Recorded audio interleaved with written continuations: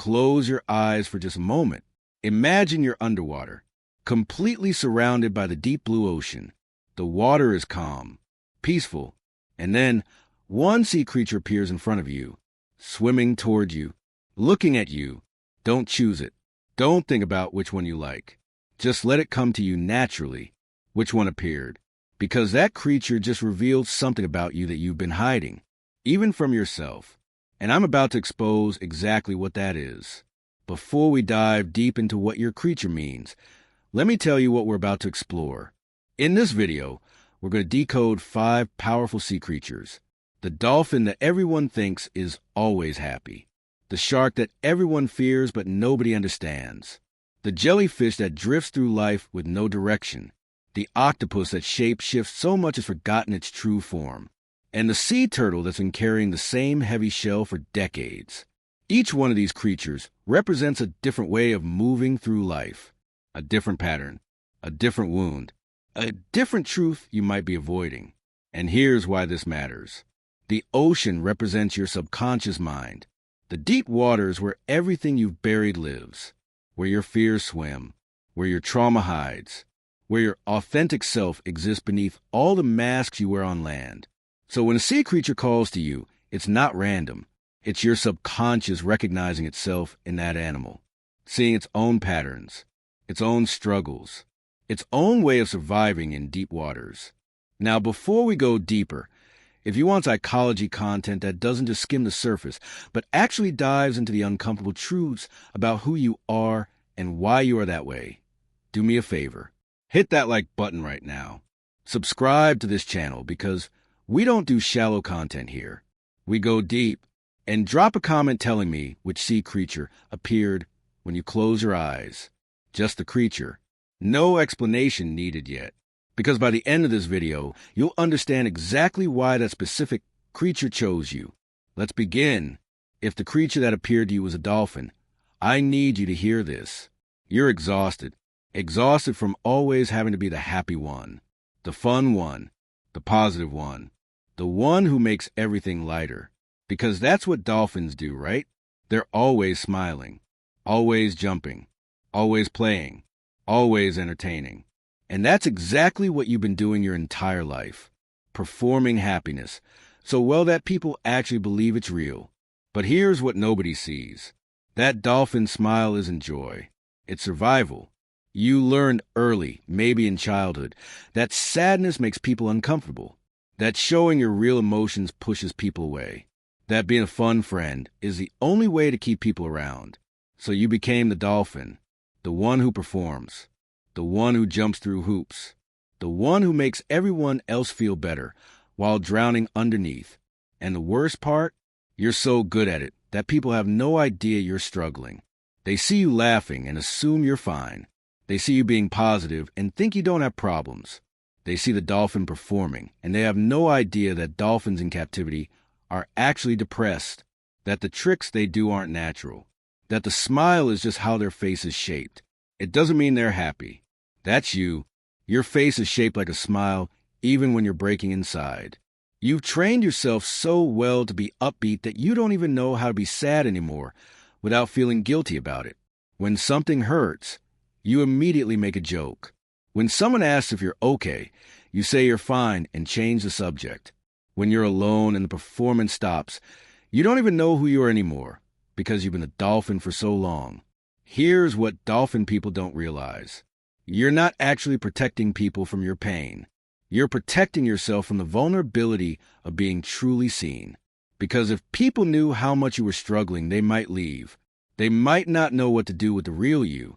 They might be disappointed that you're not the fun friend anymore. So you keep swimming, keep jumping, keep performing. Even though you're so tired you can barely keep your head above water.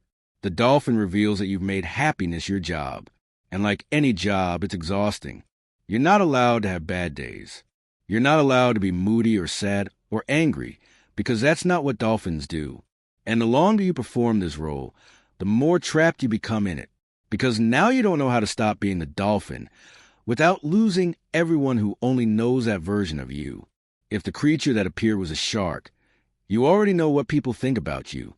They think you're cold, aggressive, intimidating, dangerous.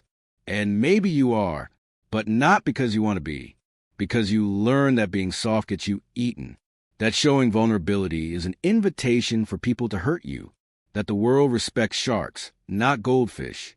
So you became the predator before you could become the prey. Shark people have usually been hurt deeply, betrayed, abandoned, attacked when they were vulnerable. And so they made a decision. Never again. Never again will I be the weak one. Never again will I let someone see me bleeding. Never again will I trust someone enough to show them my soft parts. And that decision turned you into a shark, always moving, always guarded, always ready to bite before you get bitten. But here's what people don't understand about sharks. They're not cruel. They're not evil.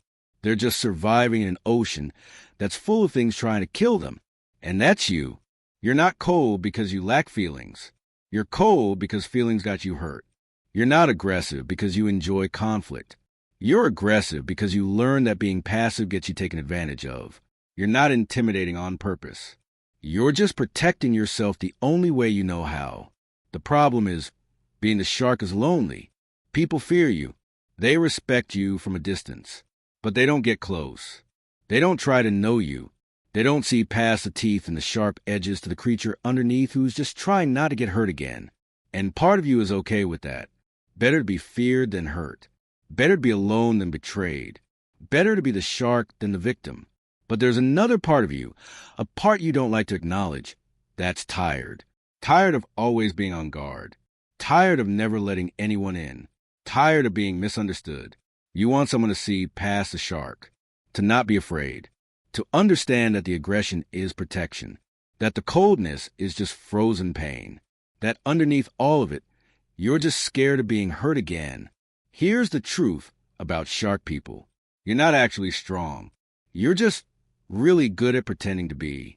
Real strength would be letting your guard down even though you're scared. Real strength would be being vulnerable even though vulnerability got you hurt before. But that feels impossible. So you stay in shark mode, always moving, always defending, always alone, telling yourself it's better this way even though you know it's not.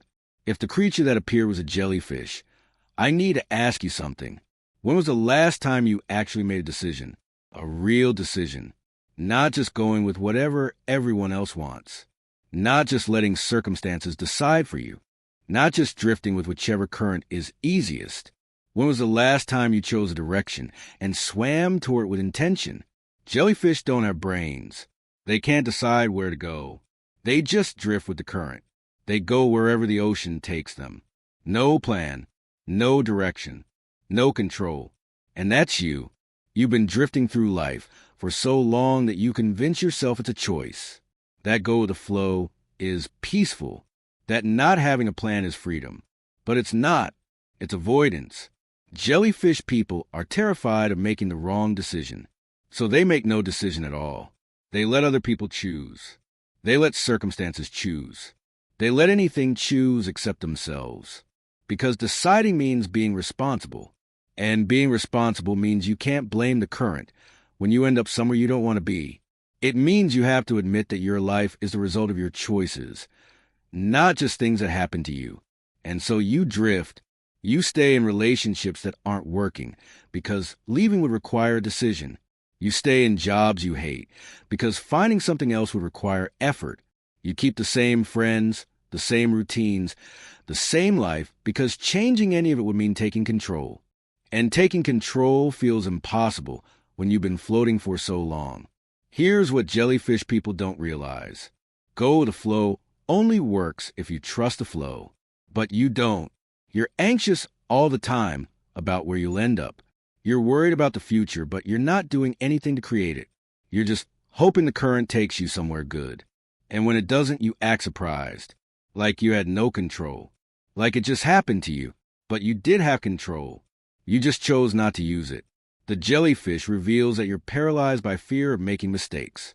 You'd rather make no choice and blame fate than make a choice and blame yourself if it goes wrong. You'd rather be a passive victim of circumstances than an active creator of your life. Because being passive means you're never at fault, never responsible, never the reason things didn't work out, but it also means you're never in control, never empowered, never actually free. If the creature that appeared was an octopus, you're brilliant at blending in. You can become whatever the room needs. Serious in professional settings, fun at parties, quiet around loud people, loud around quiet people, agreeable with aggressive people, assertive with passive people. You read the environment and adjust accordingly, just like an octopus changes colors to match its surroundings. And people think this is a gift. They call you adaptable, flexible, easy to get along with. They appreciate how well you fit into any situation, how you never cause problems, how you just work with whatever's happening. But what they don't see is the cost of all that adapting. What they don't realize is that you've changed colors so many times you've forgotten what your real color is, that you've shape-shifted through so many versions of yourself that you don't know which one is actually you, if any of them are. Octopus people are chronic people pleasers with identity crises.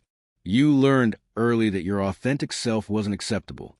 Maybe your real personality was too much, too loud, too quiet, too emotional, too intense, too weird. And so you learn to observe, to study, to figure out what version of yourself will be most acceptable in each situation. And you got so good at it that it became automatic. You walk into a room, and within minutes you assess the energy and adjusted yourself to match it. But here's the problem. After years of constantly adapting, you've lost your center. You know how to be what other people need, but you have no idea how to just be yourself. Because which self? The serious work self? The fun weekend self? The caring friend self? The independent self you show some people? The needy self you show others? You've got 8 arms reaching in 8 different directions, and no idea which direction is actually yours. And the loneliest part is that even when people like you know they don't really know you. They like the version you showed them, the color you changed into for their comfort. But the real you, if there even is such a thing anymore, is still hidden, still camouflaged, still shape-shifting to survive. Because you learn that survival means adaptation, that acceptance means changing, that love is conditional on being what people need you to be. Here's the truth about octopus people. You're not adaptable. You're lost. And you're terrified that if you stop changing colors, if you show people your real self, they won't like what they see. So you keep adapting, keep performing, keep being a shapeshifter. Even though you're so exhausted from being everything to everyone that you become nothing to yourself. If the creature that appeared was a sea turtle, you're still carrying something from a long time ago. Maybe years, maybe decades. Something that hurt you so badly that you built a shell around it. And now you carry that shell everywhere, on your back, weighing you down, slowing you down, making it harder to move forward. But you can't let it go, because that shell isn't just protection. It's proof. Proof of what you survived. Proof of what you went through. Proof that you have a reason to be the way you are. Sea turtles are ancient creatures. They live for over 100 years. They move slowly. They carry their homes on their backs because they can never leave them behind. And that's you. You can't leave your past behind. You carry it with you everywhere. Every hurt, every betrayal, every loss, every moment that broke you. You've packed it all into a shell and convinced yourself that carrying it is wisdom, that remembering is important, that the weight is just part of who you are now. But here's what you're not admitting. That shell isn't protecting you anymore. It's trapping you. You're not wise for holding on to old pain. You're stuck. You're not honoring your past by carrying it forever. You're letting it control your present. You're not being careful or smart or cautious. You're being unable to move on. And the longer you carry that shell, the heavier it gets. The harder it becomes to swim. The more exhausted you feel just try and make any forward progress. See, turtle people are stuck in the past because letting go feels like forgetting. Like betraying yourself, like saying what happened didn't matter. And so you hold on, you revisit old wounds, you tell the same stories, you stay angry at people from years ago, you grieve losses that happened decades ago like they happened yesterday, because releasing the pain feels like releasing the proof that you had a right to be hurt. But here's the uncomfortable truth. The past you're clinging to isn't keeping you safe. It's keeping you from having a future. That shell you're carrying isn't armor. It's a prison. And the reason you move so slowly through life isn't because you're careful. It's because you're carrying too much weight. You're trying to swim forward while dragging everything that ever hurt you behind you. And it's impossible. You can't build a future when you're living in the past. The sea turtle reveals that you're using old pain as an excuse for current stagnation.